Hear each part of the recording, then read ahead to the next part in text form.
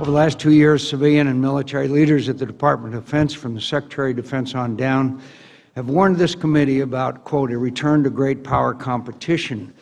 Nowhere is this reality more evident than in Russia and China's intensifying efforts in the nuclear, cyber, and space domains, which are the focus of Strategic Command's mission.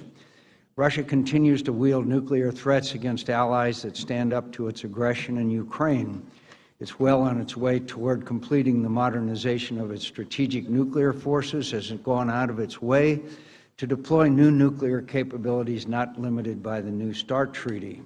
Russia's deployment of a new nuclear ground-launched cruise missile in violation of the 1987 INF Treaty is a clear signal of the elevated role of tactical nuclear weapons in Russian military doctrine.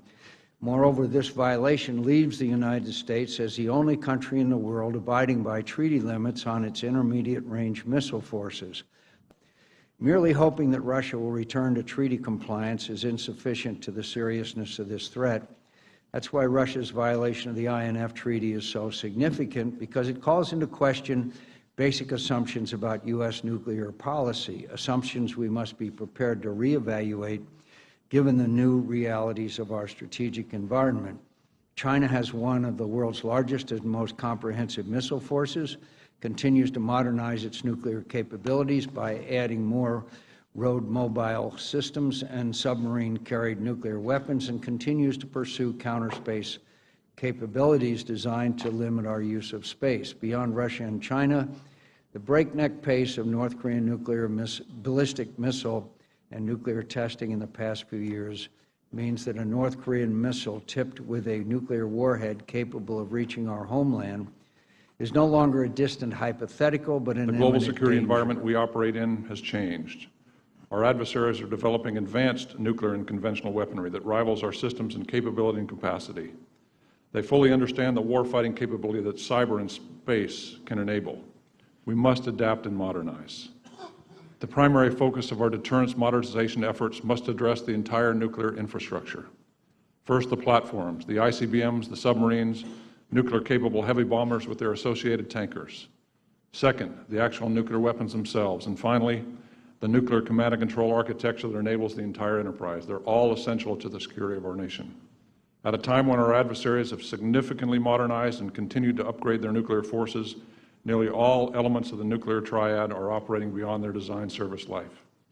Any recapitalization program delays will further diminish these capabilities and affect our ability to execute our mission. Space is a warfighting domain just like air, ground, maritime, and cyber. We must normalize how we plan and operate in space. The same concepts that govern other military operations also apply in space. Efforts taking place with the interagency, allies, partners, and commercial industry to develop capabilities, integrate, and execute operations is beginning to pay dividends. Ballistic missile proliferation is increasing as more countries acquire greater numbers of ballistic missiles while simultaneously advancing technical sophistication to defeat U.S. defense systems.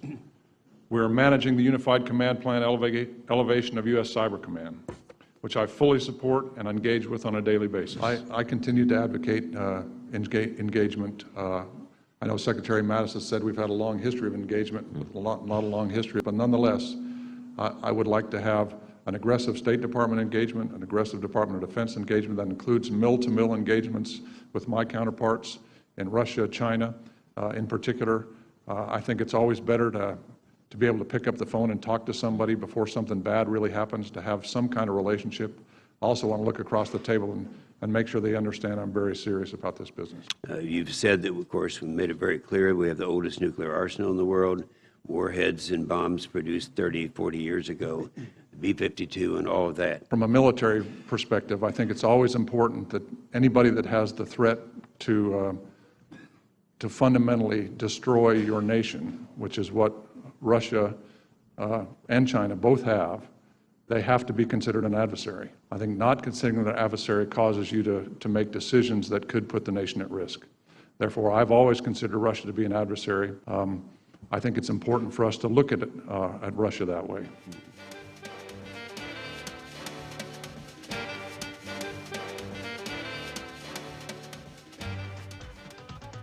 Therefore, I've always considered Russia to be an adversary. I think it's important for us to look at Russia that way.